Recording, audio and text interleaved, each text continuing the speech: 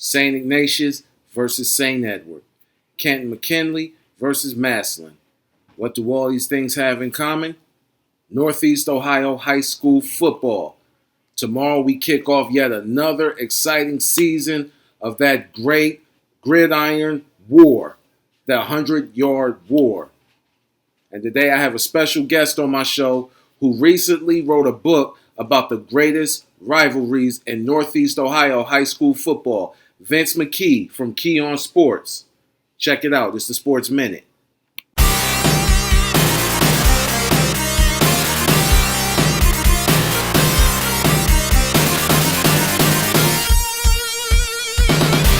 I'm really interested to know about the book. I know you have a book signing coming up, and I just want to know a little bit about the book. Well, yeah, my pleasure to talk to you about it. Thank you for having me on the show. I can tell you, it revolves around Northeast Ohio for the most part. We would love to have a book with 500 pages and 25 different rivalries, but unfortunately, the publishing companies they really limit the amount of words you could have. So we were limited to about 55,000.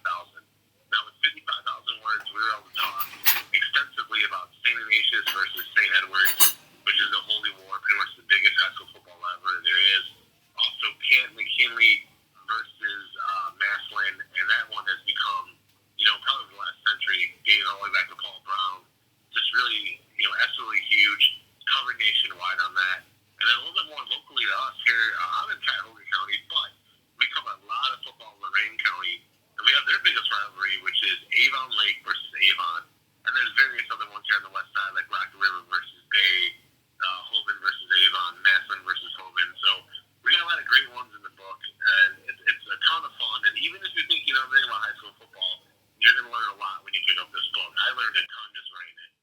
Man, let me tell you, I went to Bedford, and I think one of the biggest rivalries that doesn't get talked about, it's been talked a lot within the last 10 years, is the rivalry between Bedford and Maple Heights, and that is a heated rivalry. What are some of your favorite rivalries that a lot of people don't talk about, but that are pretty fun?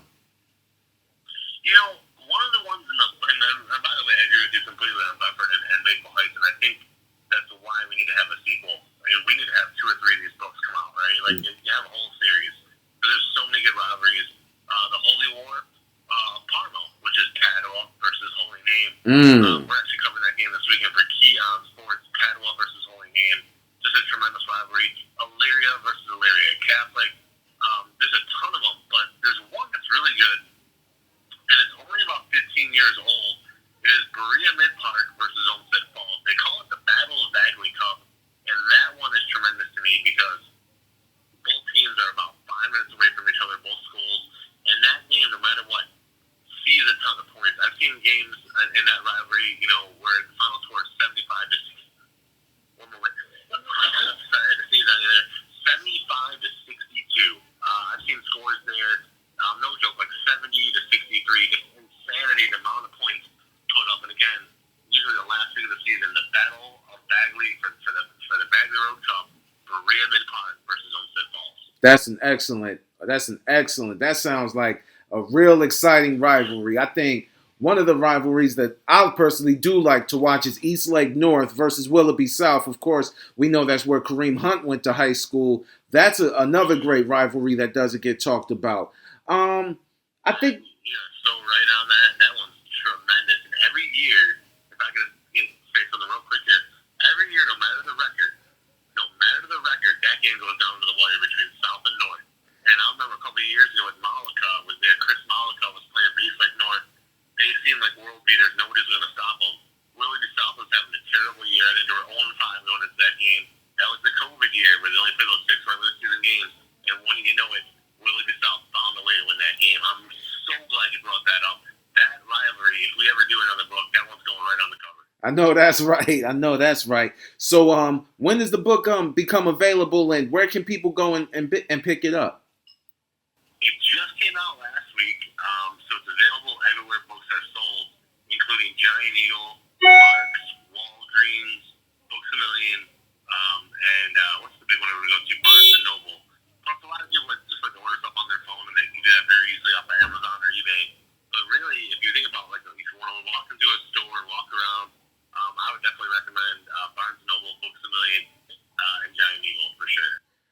right. Thank you so much for appearing on my show. You guys know where to get it. This is Rico McGee. This is Vince McKee from Key on Sports. He covers high school football, and there's a lot of good high school football coming up this season. Who are some of your top 5 teams to look out for this season? I think you're going to see, and by the way, thank you guys for having me on the show. We definitely will have to use. We had a lot of fun. Here are the teams locally that are perennially good and will be good again this year. They didn't graduate a ton of kids. St. Edward's out there in Lakewood. Easily, I would say Hogan, without a doubt, from Marin County. Avon, the Avon Eagles should be unbelievable this year. They actually kick off their season tonight in South Carolina. They're playing a team all out in South Carolina. Avon is, but they are just unbelievable. The amount of kids they have coming back.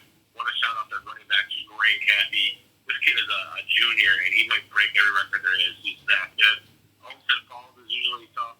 And then again, Elyria Catholic is coming off a phenomenal year. So those are some of the teams locally you're going to want to keep your eye on. And quite frankly, too, I would love to see what Murder's going to do, Brunswick and Medina. Medina and Brunswick graduated a ton of talent. It's going to be interesting to see if they can come back and compete with the Mentors, the Ignatiuses, and the Edwards of the world. Okay. So we all know that high school football, down south, speaking of South Carolina, you got Georgia, Florida. They really get it in.